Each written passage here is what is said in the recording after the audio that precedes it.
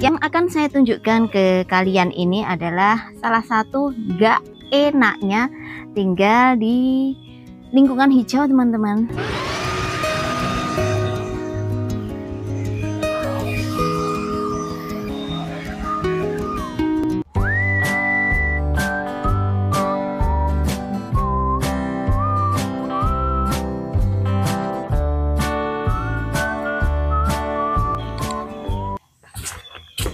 Hai teman-teman, selamat pagi, selamat jumpa. Assalamualaikum warahmatullahi wabarakatuh. Kita chatnya sambil beraktivitas saja ya teman-teman. Saya akan mengganti baterai yang ada di blower ini dan kita bisa memulai aktivitas. Nah, semoga dimanapun teman-teman berada senantiasa dalam lindungan Tuhan Yang Maha Kuasa. Amin. Nah, pagi ini saya akan mengajak teman-teman untuk kita mengerjakan aktivitas pagi. Ya, aktivitas di desa seperti ini teman-teman, ala-ala orang desa. Ada beberapa di antara teman-teman yang mengomentari, katanya enak ya punya lahan yang luas, enak ya tinggal di lingkungan hijau. Tetapi yang akan saya tunjukkan ke kalian ini adalah salah satu gak enaknya tinggal di lingkungan hijau, teman-teman. Jadi kita jelasin sambil kita ngelihat saja videonya ya teman-teman. Saya akan mengecharge baterai yang satunya ini. Saya nggak tahu kalau saya ngoceh sambil menyalakan blower apakah nanti suaranya kedengaran ya teman-teman. Kita coba saja.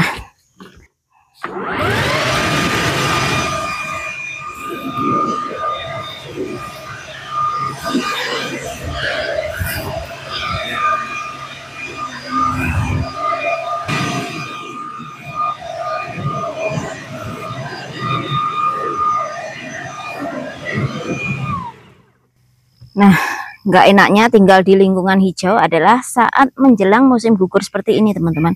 Saat dedaunan sudah mulai rontok, terkadang kita itu susah tuh kecap ya, bukan susah dikecapi. Kita itu susah untuk keep itu apa? Menjaga lingkungan sekitar itu bersih teman-teman. Karena pepohonan akan terus menggugurkan daun-daunnya sampai musim dingin. Jadi kita harus ekstra rajin teman-teman, terutama saat menjelang musim gugur seperti ini. Ya contohnya apa yang saya lakukan pagi ini.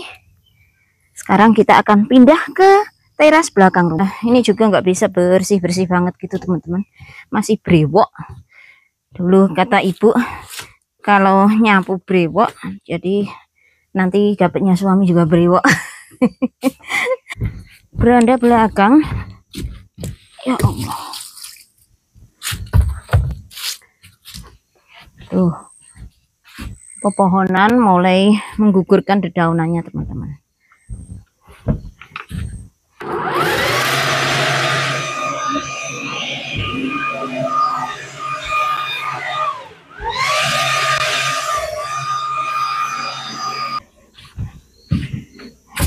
Ini kenapa terasnya berbeda? Yang ini teras tambahan, teras baru kita bikin sendiri teman-teman ya. Jadi bergotong royong sama bapaknya.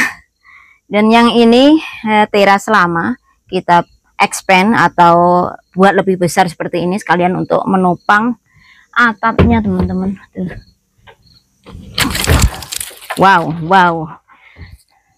Seriously.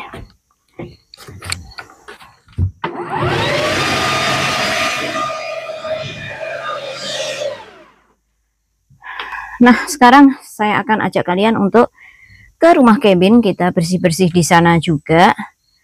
Itu teman-teman gak enaknya, banyak kerjaan. Ini kemarin yang mendesain suami, terus yang ngerjain kita berdua teman-teman.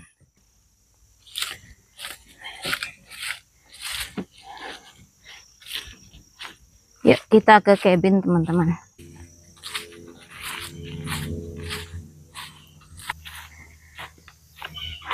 suara burungnya.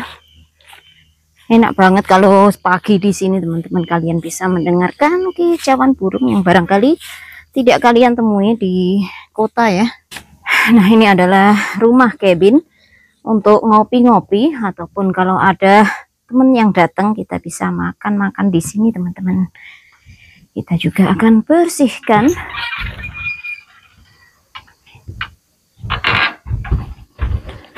Oh, banyak yang jatuh. Kita lihat dalamnya rumah cabin ini. Ini teman-teman, tempat untuk ngopi. Yang di luar, yang di dalam barangkali kalau ada teman-teman yang datang, kita ajak untuk makan siang di sini. Kita bersihkan yang bagian luar saja teman-teman, biar enggak berdebu.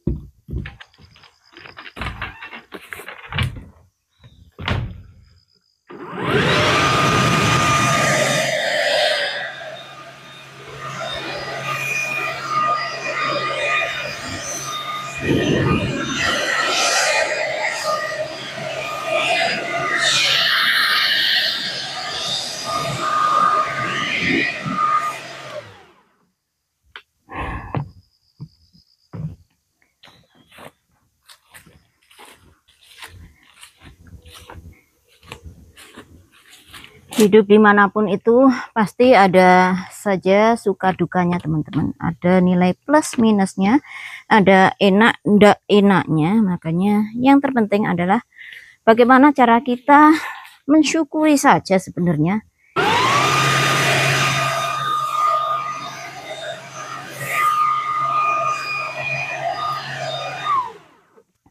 Ada pepatah yang mengatakan bahwa rumput tetangga lebih hijau, itu ya benar adanya teman-teman.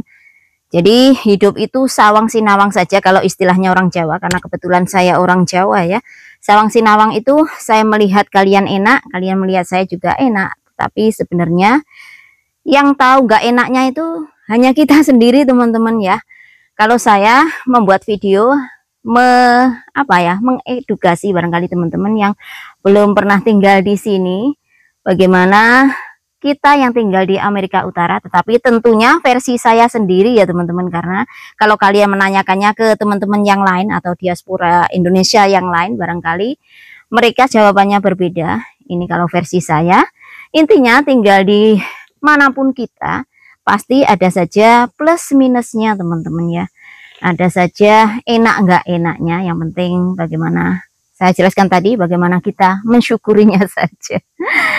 Apalagi kalau beda negara, sudah beda culture, beda makanan, beda apa-apanya gitu ya teman-teman. Jadi bagaimana pinter-pinternya kita menempatkan diri.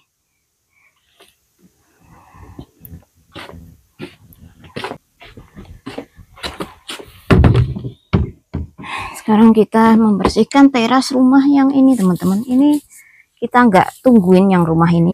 Jadi kalau teman-teman pas liburan ke Amerika Serikat mau nginep ataupun mampir di tempat kita dan nginep, kalian ada tempat ya teman-teman untuk menjaga privasi saja.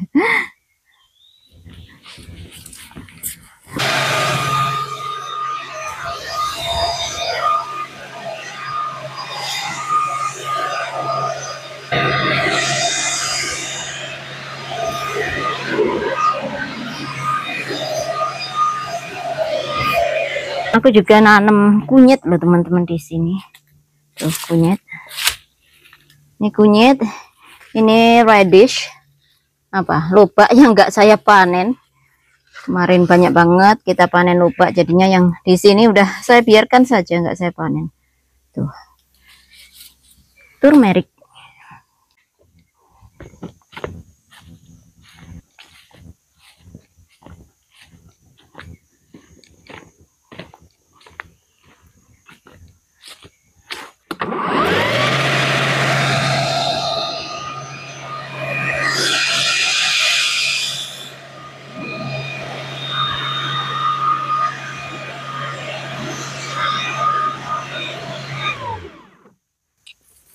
Saya itu kalau sudah bersih-bersih seperti ini, serasa bersih-bersih rumah orang se-RT, teman-teman. Yuk kita ke sana.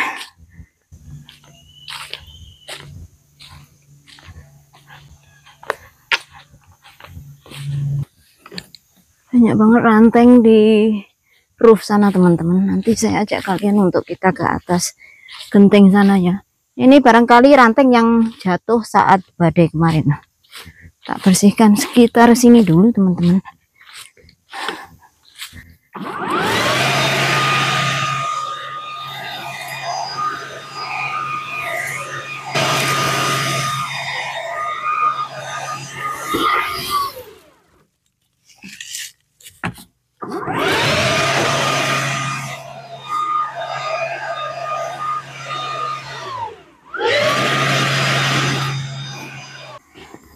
Kita istirahat sebentar saja, teman-teman. Take a break. Seperti ini aktivitas pagi saya di rural Amerika atau di desanya Amerika, teman-teman. Karena saya cuman ibu rumah tangga ya. Jadi ya mana-mana yang longgar saja saya kerjakan, teman-teman. Karena kalau saya hanya bergantung ke suami, sementara suami juga ada kerjaan di luar rumah, kasihan.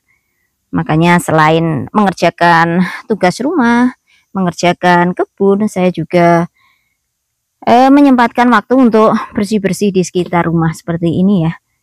Sebenarnya untuk tahun ini kita lebih longgar waktunya, karena biasanya setiap tahun kita saat menjelang musim gugur seperti ini sudah disibukkan dengan memotongi kayu, menyeplit kayu itu ya teman-teman, kayu untuk perapian musim dingin.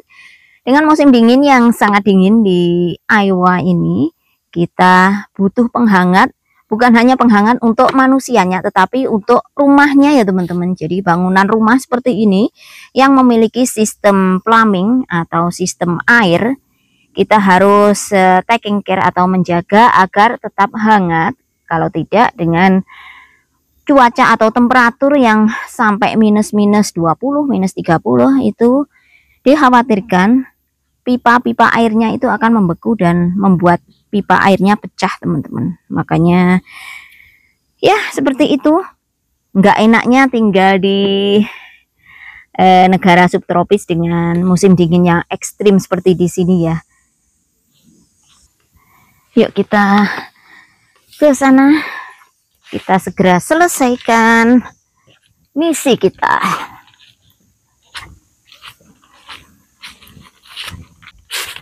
Saya cuman akan ngeblow atau apa, meniup itu loh teman-teman, ranting-ranting yang waktu badai kemarin berjatuhan di atap.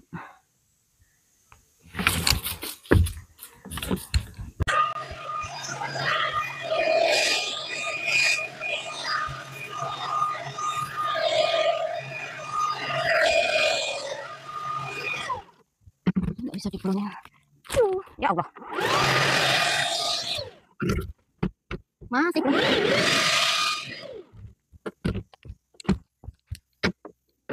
Serius nih, saya jelaskan ke teman-teman, saya tunjukkan seperti apa atap-atap rumah di sini itu ya. Barangkali kalian belum familiar. Saya tunjukkan lebih dekat atap rumah di sini ya teman-teman. Atap rumahnya di bawah tile ini adalah board atau papan.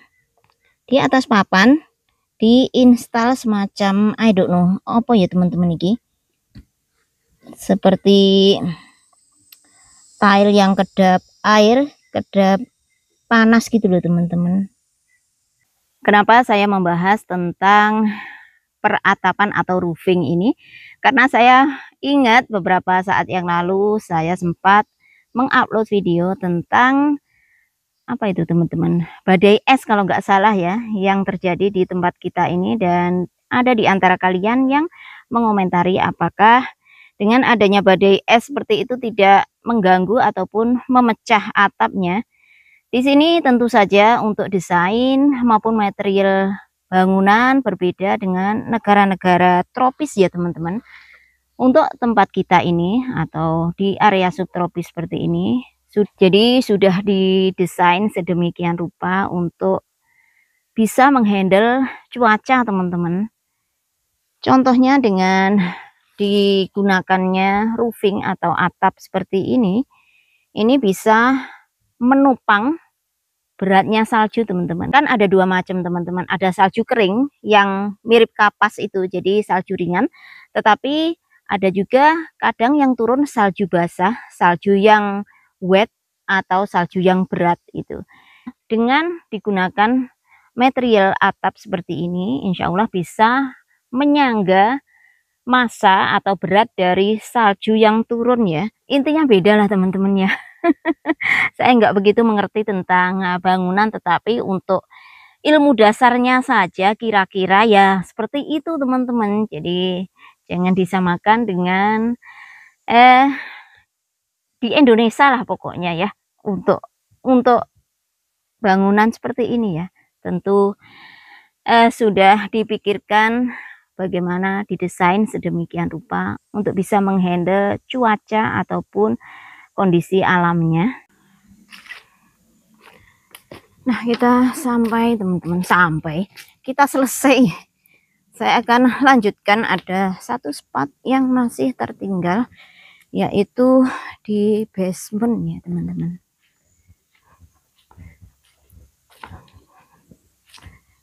Basementnya di rumah sini kita yang ada ruang bawah tanahnya di rumah yang sebelah sini. Sebentar teman-teman, aku tak mencoba anggur ya, anggurnya sudah mulai merah kok. Tuh, anggur kita coba saja teman-teman. Tuh, banyak loh. Nih, tuh sudah waktunya dipetik-petik, dibuat selai enak ini teman-teman. Kita coba petik satu, apakah manis? Sebentar, mikrofonnya dicek dulu teman-teman. Kita coba, bismillah.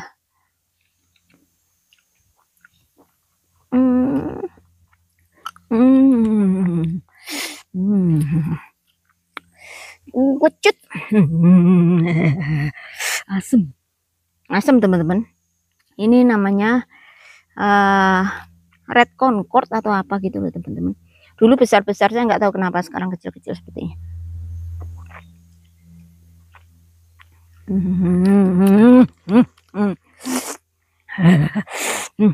Kecut. Ya. Ini buahnya banyak sebenarnya tuh. Sudah minta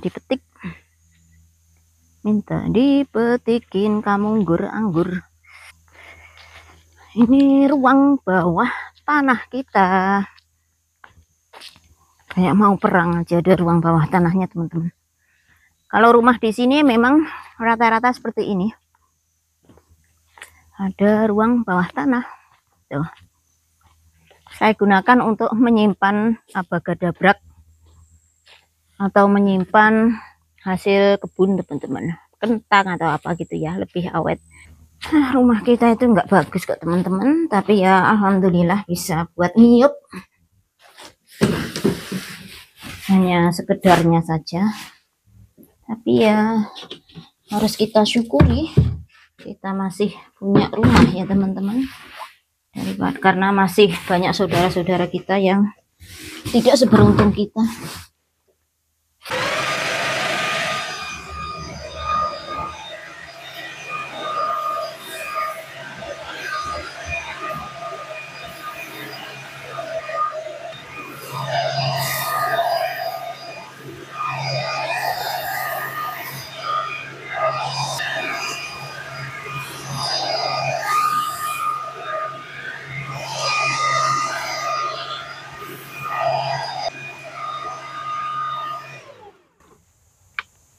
Nah, teman-teman, barangkali sampai di sini dulu kebersamaan kita untuk pagi ini. Semoga apa yang saya share bisa menghibur bagi teman-teman dimanapun kalian berada.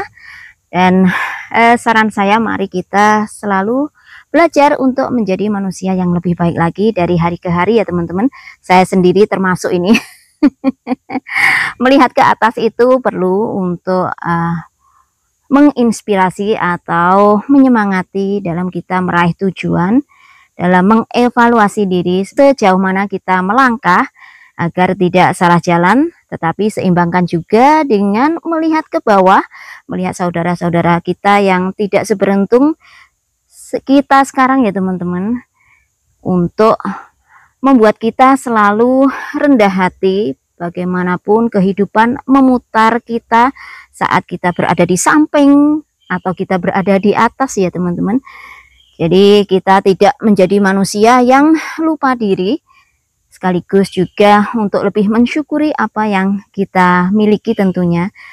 Rezeki sendiri bukan hanya soal finansial atau keuangan, tetapi kesehatan, melihat keluarga bahagia, keluarga happy, meskipun hidup hanya apa adanya, itu juga merupakan rezeki tersendiri yang patut untuk kita syukuri ya teman-teman. Kita termasuk saya juga harus banyak belajar dari hal tersebut ya. Kadang saya sendiri masih ada kalanya grundel gitu teman-teman. Makanya ini saya menghimbau kalian, juga menghimbau diri saya sendiri. Kita bersama-sama belajar untuk menjadi manusia yang tentunya harapannya lebih baik lagi ke depannya. Manusia yang lebih bijaksana dalam mengambil pilihan ataupun langkah agar kesalahan-kesalahan masa lalu tidak terulang lagi ya. Sekian dulu, salam dari Aiwa. Terima kasih sudah menemani. Wassalamualaikum warahmatullahi wabarakatuh. Bye-bye.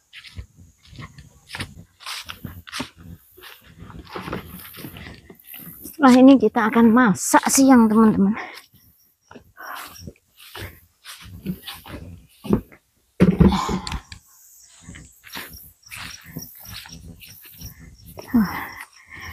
Gatel nyamuk. Bye.